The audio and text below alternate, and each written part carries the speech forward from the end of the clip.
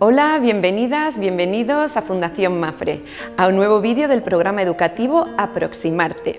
En esta ocasión vamos a ver la exposición El gusto francés y su presencia en España en los siglos XVII, XVIII y XIX. Son obras de artistas franceses que se encuentran en España, en colecciones y museos españoles. Lo francés, el gusto francés impera en España durante 200 años. Es el modelo cultural a seguir.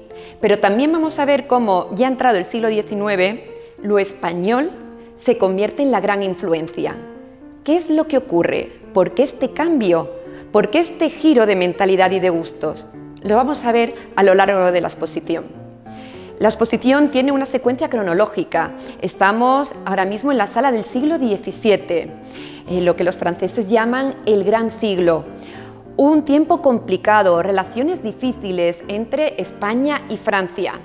Se intenta poner paz, se intenta encontrar una estabilidad a partir de alianzas matrimoniales, pero no siempre se consigue.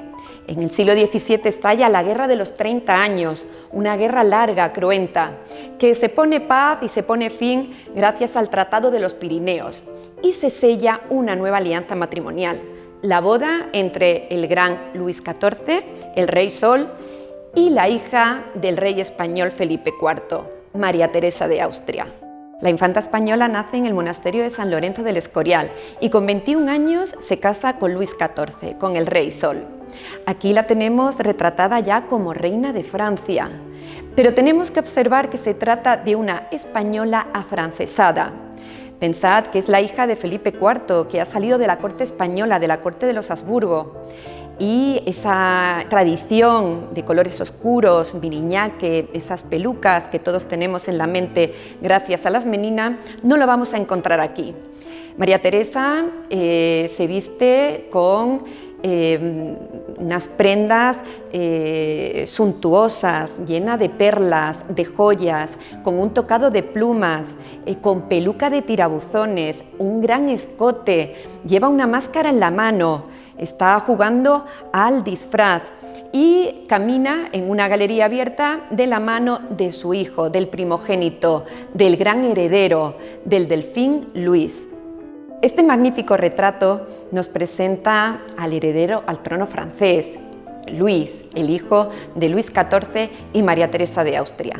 Fijaros cómo se representa como un auténtico emperador romano y con toda la iconografía del poder. Él cuenta con 3 años y 4 meses de edad, según nos dice la cartela del retrato. Nos muestra una posición, un dominio sobre la montura que nos recuerda a los emperadores romanos, a un auténtico Marco Aurelio. Luis se representa con su peluca, con su tocado de plumas, pero además, si nos fijamos en la tela de la cabalgadura, podemos ver todos los símbolos del poder. Los delfines, él es el gran delfín, el heredero al trono francés, la corona, la flor de lis. Este tipo de retrato se considera retrato de aparato porque reúne toda una simbología, toda una iconografía del poder real. Durante el siglo XVII va a entrar en España obra francesa a través de Italia, y es que Roma es el gran centro de las artes. Muchos artistas franceses vivirán allí para trabajar, para formarse. Es el momento en que entran algunos cuadros de autoría francesa y nos muestran temática que en España era inconcebible, que en España no se practicaba, como por ejemplo la mitología. En este gran lienzo que tengo aquí podemos ver uno de los temas iconográficos por excelencia, el rapto de Europa, un capítulo, una de las historias extraído del libro La Metamorfosis de Ovidio. Y en este rapto de Europa nos encontramos con esa historia en la que el dios Zeus, totalmente embelesado con la princesa Europa, se convierte en un gran toro blanco y rapta a la hija del rey de Tiro. Este magnífico cuadro también entra por Italia. Lo adquiere el rey Felipe IV. Es el momento en el que está decorando el Palacio del Buen Retiro y adquiere este lienzo de Claudio de Lorena, del artista francés. Como podemos apreciar, para Lorena lo importante es el paisaje, no tanto la historia. Aquí podemos ver que hay unas figuras que pueden estar tratando pues, un tema mitológico o incluso religioso, pero es la excusa para perdernos en este horizonte, en esta luz, en lo sublime de la naturaleza. En esta sala comenzamos un nuevo siglo, el siglo XVIII. Estamos en el año 1700 y el último monarca español, Carlos II, Carlos de Habsburgo, ha fallecido sin tener un heredero. Él, en su testamento, deja dicho que el heredero al trono español tiene que ser su sobrino, Felipe de Anjou. Pero ¿qué es lo que ocurre? Que hay otro candidato que no está de acuerdo y estalla la guerra de sucesión española. Esa guerra termina con la victoria de Felipe de Anjou. Es el momento del inicio de una nueva dinastía en España, la Casa de Borbón. Felipe de Anjou se convierte en Felipe V, el primer Borbón. Un rey que ha nacido en Francia, que se ha educado en Versalles y cuando llega a la corte española, cuando llega a Madrid, no le gusta lo que ve, esa austeridad, esos colores oscuros propios de los Habsburgo, y lo que pide es a Francia que traigan artistas franceses, arquitectos, diseñadores, jardineros, escultores y pintores para retratar al rey. Por lo tanto, vamos a ver cómo los primeros reyes de la dinastía borbónica se van a retratar con artistas franceses. Lo vamos a ver también aquí con uno de los hijos de Felipe V, el famoso Carlos III. Carlos III cuenta aquí con 6 meses de edad y es retratado por otro pintor francés. ¿Pero qué es lo que ocurre? Que a la madre de Carlos III, la famosa Isabel de Farnesio, no le convence este retrato, no le convence esta manufactura. Dice que no termina de captar el parecido de la familia real y pide que se cambie de pintor del rey. Estamos ante el retrato de la infanta María Antonia de Borbón, hija de Felipe V.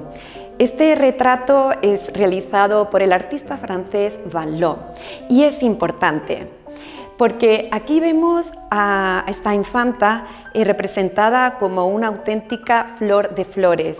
Es un retrato que emana naturalidad, pero también elegancia y realeza. Van Loo es una gran figura porque él va a ser uno de los fundadores de la Real Academia de Bellas Artes de San Fernando. Los monarcas españoles se dan cuenta, o los sucesivos monarcas españoles se dan cuenta que tienen que crear una Academia de Bellas Artes para formar a los artistas españoles en esa academia. Van Loo, como os decía, será uno de los fundadores y el primer presidente de la Real Academia de Bellas Artes de San Fernando. Fijaros en la delicadeza del retrato, fijaros en el lenguaje de las manos, también guirnaldas, riqueza en las telas, en la decoración. Lo francés está totalmente integrado en la corte española. Estamos ante un magnífico retrato de la reina María Luisa de Borbón y Parma. Es una preciosa miniatura. Nos presenta a la reina caminando, paseando por una galería abierta de la mano de su hijo, el infante don Francisco de Paula. Este retrato nos debe recordar al primer cuadro que hemos hablado en esta exposición, al retrato de María Teresa de Austria. La gran diferencia es que mientras María Teresa era una española afrancesada, María Luisa de Borbón y Parma se representa a lo español, con mantilla, con abanico, con vestimenta negra.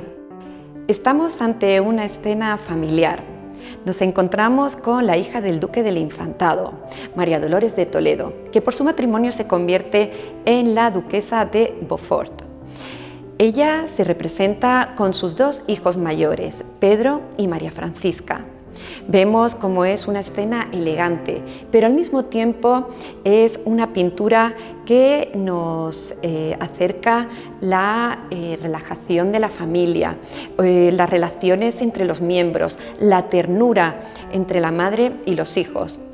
La duquesa y su hija María Francisca miran al espectador, llama nuestra atención y podemos encontrar pues una mirada algo melancólica, mientras que su hijo mayor Pedro es el que muestra movimiento, es el que muestra dinamismo en esta escena. Se acerca a su madre, se acerca al oído, le va a hablar, le va a decir algo. Sabemos por la historia que Pedro llega a vivir hasta los 12 años porque muere envenenado y la duquesa también morirá joven. La que sobrevivirá será María Francisca, la niña del vestido blanco, que se casará con el duque de Osuna. De esta manera, dos importantes linajes, los Infantado y los Osuna, se unen. Estamos ante una obra muy significativa de la exposición. Se trata de la máscara mortuoria de Napoleón. El emperador muere en la isla de Santa Elena, desterrado, y uno de los médicos que está presente en el momento de su muerte saca un molde de su rostro que luego convertirá en una máscara de bronce. Estas máscaras mortuorias de Napoleón, el enemigo de toda Europa, se va a convertir en un objeto absolutamente mitificado y de gran valor simbólico en muchos de los países europeos. Estamos en un nuevo siglo, el XIX, el siglo que comienza el influjo del español. En esta época el retrato es un género que vuelve a tomar muchísima fuerza. No hay nada más emocionante que ser retratado en París. Y el cuadro que tengo a mi espalda es un grandísimo ejemplo. ¿Por qué? Porque se trata de la española Eugenia de Montijo, que como buena aristócrata, ella es granadina, es la condesa de Teba, pasa periodos de su vida con su familia en la ciudad de París. Ella se retrata allí. Pero fijaros, hay un cambio de tendencia. No se retrata a la francesa, todo lo contrario, a la española. En 1846 hay un acontecimiento muy importante en Madrid. Se produce una doble boda real en la Basílica de Atocha. La reina Isabel II se casa con su primo Francisco de Asís, mientras que la hermana de la reina, la infanta Luisa Fernanda, se casa con el hijo del rey de Francia, el duque de Montpensier.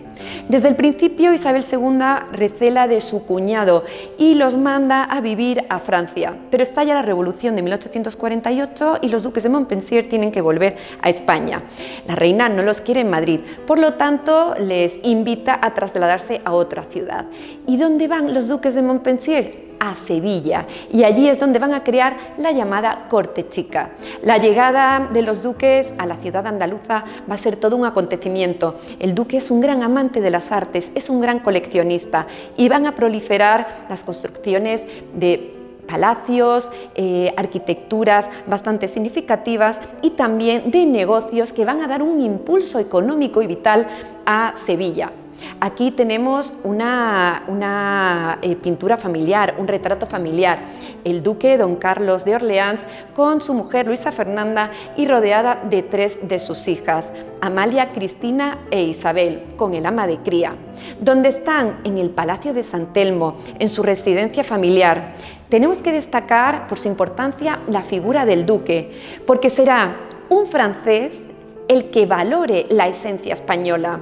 Cuando llega a España, cuando llega a Sevilla, se queda maravillado ante la tradición y la cultura española. Será el que contrate a artistas, a pintores para representar la Semana Santa, las corridas de toros, el sol de España. Es un francés el que va a poner en valor todos estos conceptos y todas estas tradiciones que poco a poco se irán trasladando a Francia. A mediados del siglo XIX, España es el Nuevo Oriente. Es un territorio cercano, pero al mismo tiempo misterioso y desconocido, que tiene todos los ingredientes para convertirse en un ejemplo a seguir. El misterio, la luz, el color, estos tipos populares. Este personaje, el frutero de Sevilla, se muestra relajado pero inmerso en un auténtico bodegón que recoge aquellas características que busca el arte francés. Realmente los artistas que vienen de Francia buscan la esencia española y para cada uno de ellos esa esencia estará ubicada en una parte distinta, en un sitio distinto. Para algunos serán los gitanos, para otros serán los monumentos españoles, para otros el cielo de España. Sea lo que sea, es en España donde se encuentra la verdadera fuente de inspiración. Nos hallamos en el epílogo de la exposición, ante obras de artistas franceses que van más allá. Concretamente, estamos ante un lienzo de Manet. Manet visita España, viene a Madrid, conoce el Museo del Prado y él dice: España es algo más que gitanos, que fruta, que luz. España es Velázquez. Hemos colonizado con el gusto francés durante 200 años al país que tiene al pintor de pintores. Hemos impuesto un gusto cuando este país, cuando España, tiene al mejor artista de todos los tiempos. En esta obra, Uvas e higos, vemos esa influencia velazqueña, esa fusión entre planos y fondo y también esa contraposición entre tonos claros con tonos negros. Ante esta obra de Fantin-Latour ya me despido y espero que os haya gustado la explicación de esta muestra del gusto francés y por supuesto os animamos para que vengáis a disfrutarla en la sala de exposiciones.